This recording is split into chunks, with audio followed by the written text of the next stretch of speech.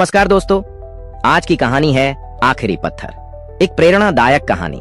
राजस्थान की तपती रेत के बीच बसा एक छोटा सा गांव था।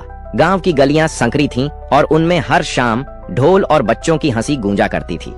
लेकिन इस चहल पहल से दूर गांव के बाहर चट्टानों की एक पुरानी पहाड़ी थी, जहां अक्सर सिर्फ एक ही व्यक्ति दिखाई देता, भोला। बचपन से ही पत्थरों में जीवन देखने की कला रखता था। जहां दूसरों को एक बेकार पत्थर दिखाई देता, वहां उसे एक कहानी, एक आकृति, एक पहचान दिखती थी। वह अपने पिता से मिला एक पुराना छैनी हथौड़ा लेकर रोज उस पहाड़ी पर जाया करता। सूरज की पहली किरण पड़ते ही वह पत्थर के पास खड़ा हो जाता, जैसे वह उसके सामने कोई महान योद्धा हो और भोला उसका सामना करने निकला हो। एक दिन उसका मित्र कलुआ रोकते हुए बोला, भोला, तू नौकरी ढूंढ ले। यह पत्थर पत्थर खेलकर क्या करेगा? गांव में किसे मूर्तियां चाहिए? हंसा, मैं मूर्तियां दूसरों के लिए नहीं, अपने लिए बनाता हूं। कलुआ ने सिर हिलाया और चला गया। लेकिन यह ताना सुनने वाला वह अकेला नहीं था।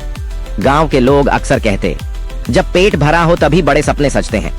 लेकिन भोला जानता था कि सपनों का पेट भूख से नहीं, जुनून से भरता है। एक दिन उसने ठान लिया कि वह पहाड़ी की सबसे बड़ी चट्टान को तराश कर एक भव्य मूर्ति बनाएगा, इतनी सुंदर कि लोग उसे देखकर अपनी सोच बदल दें। उसने एक निशान लगाया और दिन रात जुट गया।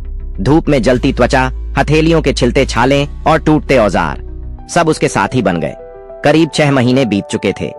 मूर्ति आकार लेने लगी थी, लेकिन अभी भी उसकी पहचान साफ नहीं थी। एक दोपहर, जब गर्मी इतनी थी कि पत्थर भी धधक रहा था, उसकी छैनी फिसली और पत्थर की जगह जमीन से टकराकर टूट गई। उसके टूटने की गूंज अनंत के भीतर जाकर चुभ गई। वह चट्टान के पास बैठ गया, आंखें नम हो गईं।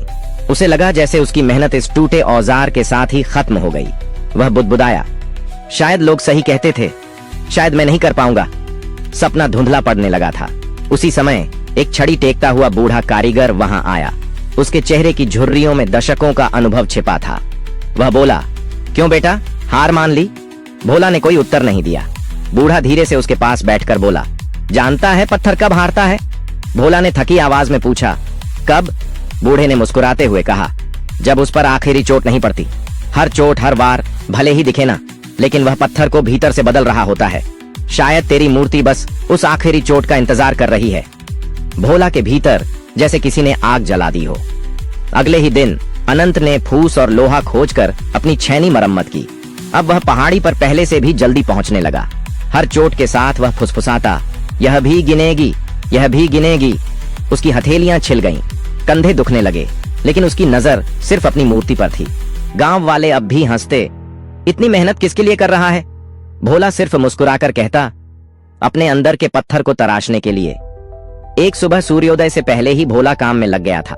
आज कुछ खास था। मूर्ति लगभग तैयार थी, बस आखिरी कुछ वार बाकी थे। हर चोट ऐसी लग रही थी जैसे पत्थर को भी एहसास हो रहा हो कि अब बस एक कदम बाकी है। और फिर उसकी छैनी ने एक जगह चोट की। टक! एक तेज आवाज हुई। पत्थर का वह हिस्सा गिरा और जैसे ही धूल साफ हुई, मूर्ति अपनी पूरी भव्यता में सामने आ गई। वह एक दिव्य सी आकृति थी, तेजस्वी, शांत और आदर्श का प्रतीक। गांव वालों ने जब उसे देखा तो उनकी आंखें फैल गईं। एक बूढ़ी औरत बोली, हमने तो सोचा था ये लड़का पागल है, पर ये तो कलाकार निकला। मुस्कुरा रहा था, क्योंकि उसे पता था ये जीत उसकी नहीं, उसकी आखिरी चोट की थी। कहानी की सीख, दुनिया तुम्हारी कोशिशों को नहीं देखती, सिर्फ नतीजा देखती है। लेकिन तुम्हें हर कोशिश की कीमत पता होती है। कभी हार मत मानो, शायद तुम्हारा सपना भी बस उस आखिरी चोट का इंतजार कर रहा है।